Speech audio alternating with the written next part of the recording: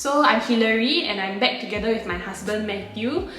Today we are going to be doing another video because recently we actually did a 4-room HDB home tour and the response was amazing. A lot of you were interested in how our home looked like, and I think there were also a lot of questions that came in from the comment section. But first of all, I just want to thank you so much for watching the video, and for those of you who left very kind and encouraging comments. It really meant a lot to me and to him as well. Yeah, so today we just wanted to take some time to answer some questions that actually came in from both the comment section as well as from our friends who actually approached us personally to ask about our experience of what was it like to get a HDB, the process of the renovation, our finances. Yeah, so we did gather some questions from my Instagram as well as, like I said, the comment section. So today we'll be answering your queries about getting a home in Singapore. So we got our flat through the reoffer of balance flats round. In that round, it's usually all the flats across Singapore that haven't really been booked yet. Yeah, that's the exercise that we chose this house. Apart from the reoffer of balance flats, there's also the BTO round, the build to order round, whereby these are new flats that haven't been built yet, and they are being offered, as the construction begins. After that, for the flats that have not been sold from this round, usually goes into the sale of balance flats round, and then after that they will be put into the reoffer of balance flat pool. So when we bought the flat, the reoffer of balance flat was an exercise around that you can ballot for, but right now I think they've changed that, and you basically can bid for balance flat at any time throughout the year. So as long as you go through the processes, which we will talk about a bit later. Yeah. So actually what we experienced will be a bit more similar to the current BTO and SBF processes. The current ROF processes are very different from what we went through. So I think maybe this video will be a bit more relevant if you are planning to get a house through the BTO and SBF exercise lah. So before we answer some of your questions, I thought that we would do a simple walkthrough of how our experience was like getting the flat through that ROF process lah. So I was editing this video and I realized that it's super long. So if you already kind of have an idea of what the HDB application process is like and you just want to hear our Q&A segment, you can jump to this timestamp, so you will just skip through the entire walkthrough process. And now back to the video. So I think because it happened quite some time back, I think it happened in about 2018 and 2018. Yeah, so a lot of the processes and what we went through is quite fuzzy in our minds. And also because I think some of the processes may have changed also. So I will link some of the articles that I have found that I think might be useful for those of you who are keen to find out the details of the process. I'll link it down in the description box. And you can take a look there to kind of get a sense of like what are some things that you must take note of, what are some things that you must prepare as well. But yeah, you can also listen to us share a bit about our experience to get a rough idea of what it's going to be like when you do go for this HDB, BTO, SBF exercise. So many acronyms.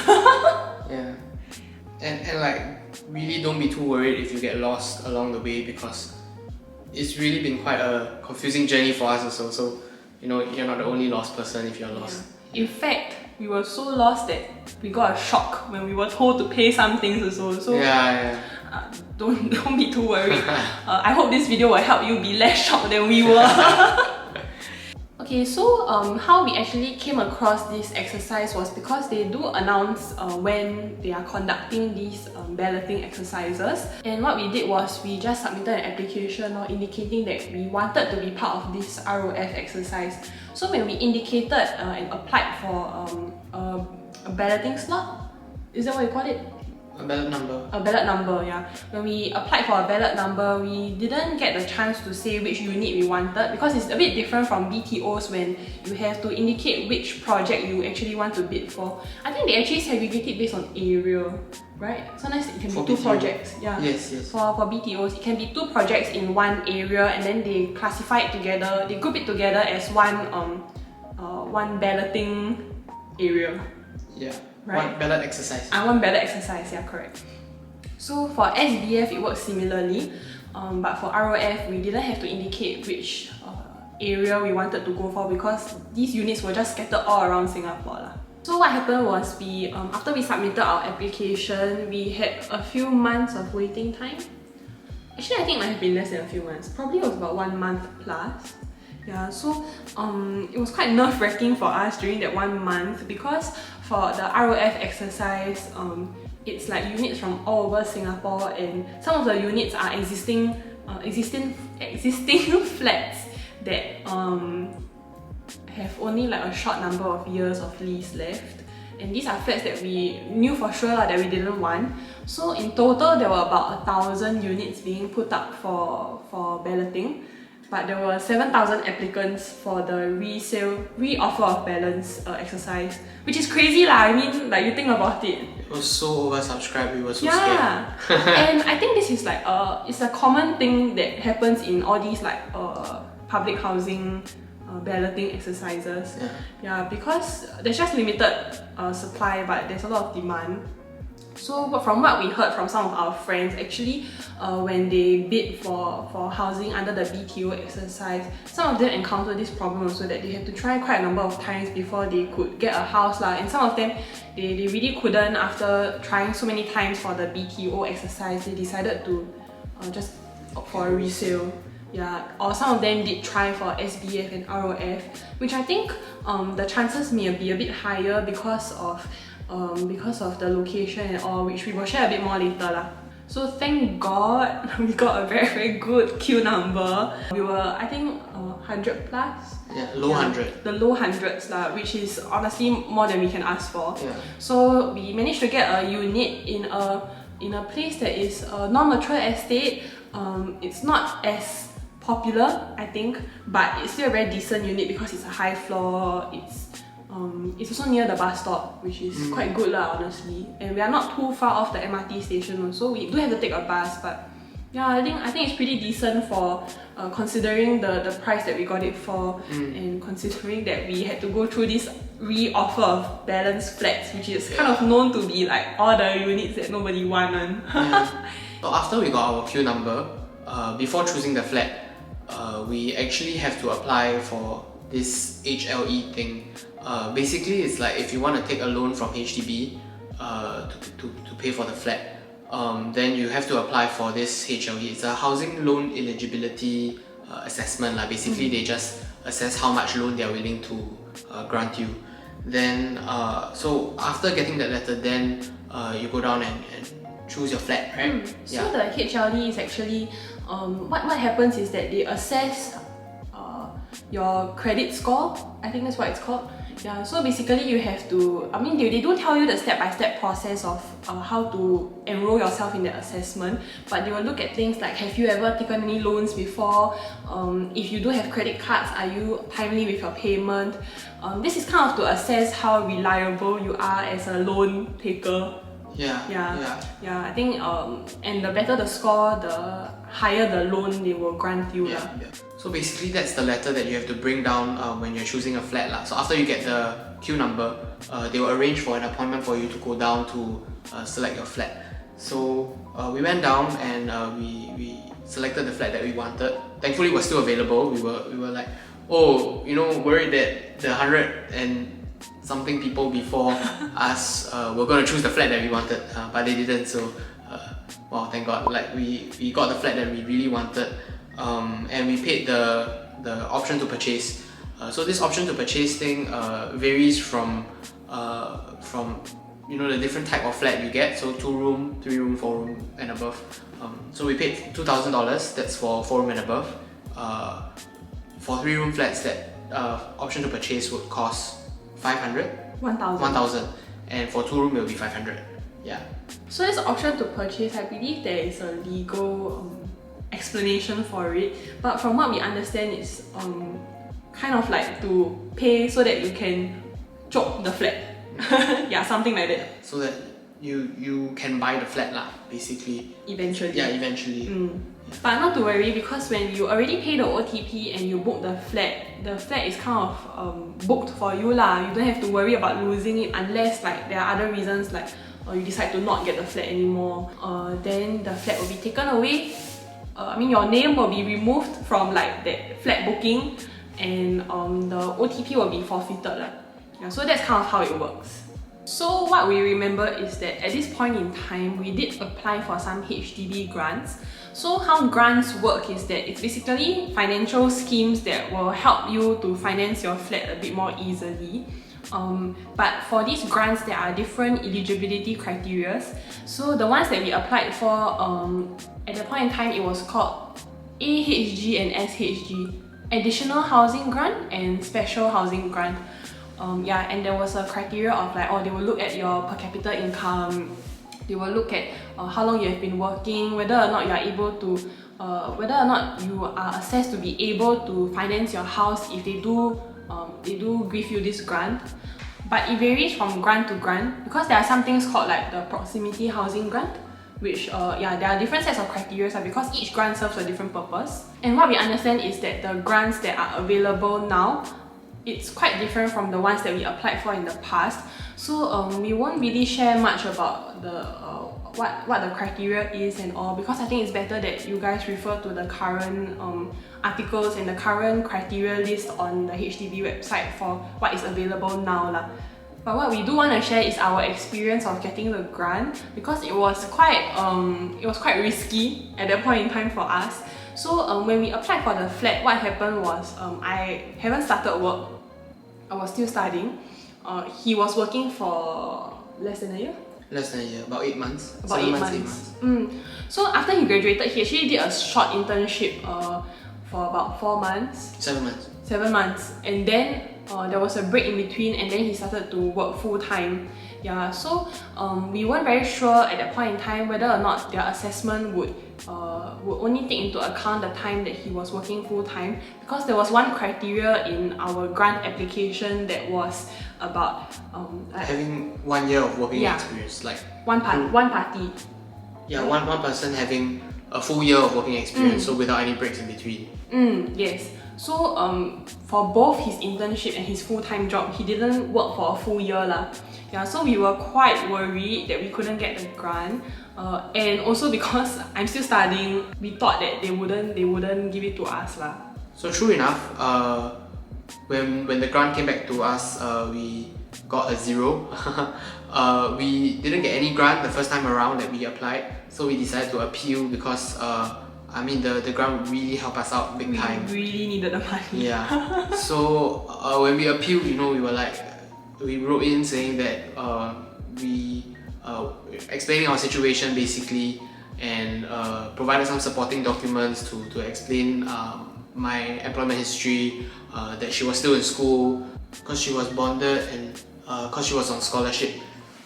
So after that all being considered, some time later, actually like a few months later, then they replied saying that our grant application had gone through, and we really got quite a big sum of a grant that was way beyond what we imagined we would be eligible for. So that really helped us out big time in buying the flat lah. So our suspicion as to why they did eventually approve our appeal was also because it was for sure that after I graduated, I was going to have to work for 4 years. Like I already had an employment plan set out in that sense lah. And I think they also did eventually take into consideration his internship, his working time, on top of his full-time working period lah. And because of that, right, we actually managed to get a higher amount of grant because they took an average of his internship pay together with his full-time pay, and his internship pay did lower the amount after averaging out lah. So we aren't very sure about what exactly went through their considerations when they were looking at our appeal, because I think during the process they didn't really communicate much to us about what was going on. We just got an approval email after we submitted our supporting documents. I think what we're trying to say is that just try lor. Sometimes you really never know whether or not they might make a concession for your case. I think just try. prepare whatever relevant documents you think might help support your appeal application. Yeah, and I think it's really just no harm giving it a shot in such circumstances. So fast forward a few months, we were actually called down to HDB to sign this thing called the lease agreement. So during this step, besides signing the lease agreement, we actually had to prepare some payment which were things that we weren't prepared for because we didn't do our research properly. But okay, so this is why we want to share it with you guys, right? So during that step, we were expected to pay a down payment. So from what we understand, the down payment is different if you are taking a bank loan versus a HDB loan. So for bank loans, I think you have to pay 20% down payment. 20%? Yeah, I think it's 20%. Yeah, and for HDB loans, you pay 10% down payment. So this 10% down payment, there's another scheme that can help you to split up this down payment process. So it's called the deferred down payment scheme, which we qualified for. I will also link the explanation of what it is in the description box because I can't remember too much about what the eligibility was. Yeah, so eventually what happened was we paid 5% of the down payment during the lease agreement signing, and then 5% when we collected the keys. If not, typically you have to pay 10% off when you are signing the lease agreement. So on top of the down payment, we did have to pay this thing called stamp duties and conveyancing fees. I think what we understand from it is that it's some sort of legal fees to process your whole HDB application and the ownership. So the stamp duty fees and the conveyancing fees added up to about 4,000 for us. Again, it varies from different houses because it depends on the value of your house. But that is something that I think we all of us have to be prepared for because you have to pay in cash. You can't pay in CPF, and that was something that we didn't know at that point in time. Yeah. So that was all for that step . So when we went to sign the lease agreement, it was down payment, stamp duty fees, conveyancing fees. And then we can bring home the lease agreement and wait for our house. Oh, and the $2,000 option to purchase usually will be used to offset this payment at this point. Yes, yeah, yes. so to offset they the down offset payment. $2,000 or whatever your option to purchase fee was. So for example, your down payment is 10,000. For example, 10,000, you're paying 10,000. Then they will minus off the OTP. Then you only have to pay 8,000 during that lease agreement signing. So we are down to our last step, but before that step, we still got one more thing to do. We had to go for this health checkup to be qualified for this thing called the home protection scheme. Yeah, so basically, I think what we know is that if let's say this flat isn't fully paid for and I suddenly for some reason pass away, she wouldn't have to pay the portion that I would have paid for the flat. Yeah, so it kind of offsets that portion of the flat payment. I don't think that is all to it. There's some other protection clauses also in that under this home protection scheme. I will also find another article and link it down in the description box because it's better explained by the experts than us. Yeah. And now finally we are down to the last step of collecting your keys. So to prepare for this key collection, there are a few documents that you do have to prepare. From what we remember, it is the fire insurance proof, the letter of proof. So for fire insurance, how you can apply for it, usually I think most HDB homeowners apply for it under FWD. They also have an explanation of how to go about doing it on the HDB website and they do inform you of these things, of having the need to prepare this before they call you to come and collect the keys. The second thing is you have to prepare your marriage cert if you are applying for this flat under the fiancé scheme. Yeah, for other schemes we are not too sure, but yeah, all this information you are able to find on the letter that they give to you when they send you the appointment time to go and collect your keys . Then we also had to prepare to pay the remaining down payment and also a set of forms that they will also send to you together with that appointment letter. So at that point in time when we collected our keys, we weren't married yet, so we didn't have a marriage certificate to submit lah. So I think we did hear from some friends that it is still possible to collect your keys even though you are not married yet, but you do have to produce proof that you already are planning to get married soon lah. I'm not too sure what is the exact concession time frame, but I think probably not too long lah, not too long later. For us, it was about 6 months. Within 6 months? Yeah, it was within 6 months. So after we collect keys, within the next 6 months, we were getting married lah. So we prepared things like our receipts for like the bridal package, the food, the church venue. The church venue. We also had a letter from our church. Yeah, we prepared a letter from our church, and we submitted all this to HDB, and eventually they agreed to let us submit our marriage cert a week after we got married. Yeah, so it is possible. From what we understand from our own experience and our friends' experiences, but you do have to prepare the relevant supporting documents to explain your situation. So that's it for the walkthrough of how we got our flat, what was the application process like, and the process of collecting our keys. So now we'll move on to the question and answer portion. So our question and answer, we kind of split it up into 3 parts. So there's one portion on questions related to the HDB process.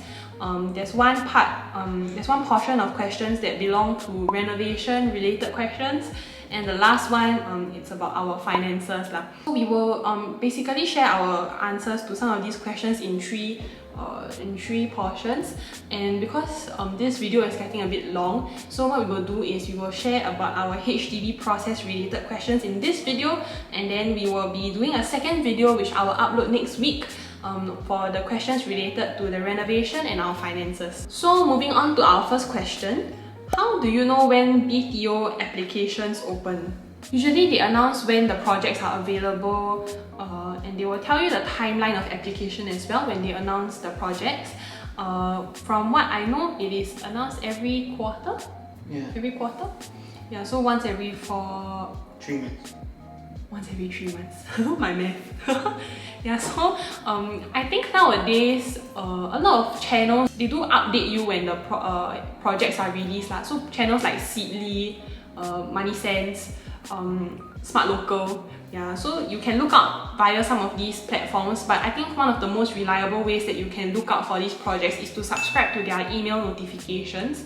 So on the HDB website, you can actually subscribe and indicate that you want news when they are releasing these projects. So that's how you will know when these projects are released. The second question is, did we sales of balance or resale? So we explained that at the start. We actually went through the re-offer of balance. So a lot of people actually asked me how did we manage to get the flat so fast lah. So this is the reason why we can get our flat so fast. We didn't buy a resale, contrary to what a lot of people thought we did. But I must say that for the re-offer of balance of flats, the ROF exercise is not really for everyone. It really depends on your expectations and what you are looking out for in a house lah. Because for this ROF exercise, it's number one, leftover units from previous projects that nobody wants, nobody bidded for. There are also cases where these are BTO flats that people have given up, or there are also existing flats with a shorter number of years of lease left. So in your mature estates, all these also have lah. But we are not too sure how these flats have been placed into this list of ROF flats. We suspect that it is flats that have been repossessed for various reasons lah. So if you are okay with these reasons, if you are okay with getting a flat that maybe is not in a very ideal location, not your typical popular Bidadari, Ang Mo Kio locations lah, then you can consider this ROF. So this ROF exercise can actually give you a higher chance of getting the flat at in a faster timeline. And in terms of affordability, I think most of these flats are actually on the lower end of HDB flats law. So with that being said, I think it's also quite good if you can do a bit of research on the resale option. For us, we didn't really consider it because of affordability. We weren't very confident that we could afford a resale flat. But from what I understand, I think nowadays, because mature estates are more populated, so more of the BTO estates that are coming up are actually in non-mature estates. So if you do have a preference and you prefer to stay in a mature estate, somewhere that's maybe a bit more centralized, then I think the more viable option is to consider resale. Yeah, so I think just do your research and consider the options, spend more time to really compare which one will be more suitable for you.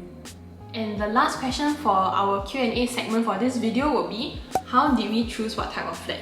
For us, we thought about like what kind of space we might need, perhaps over the next 10 years or so.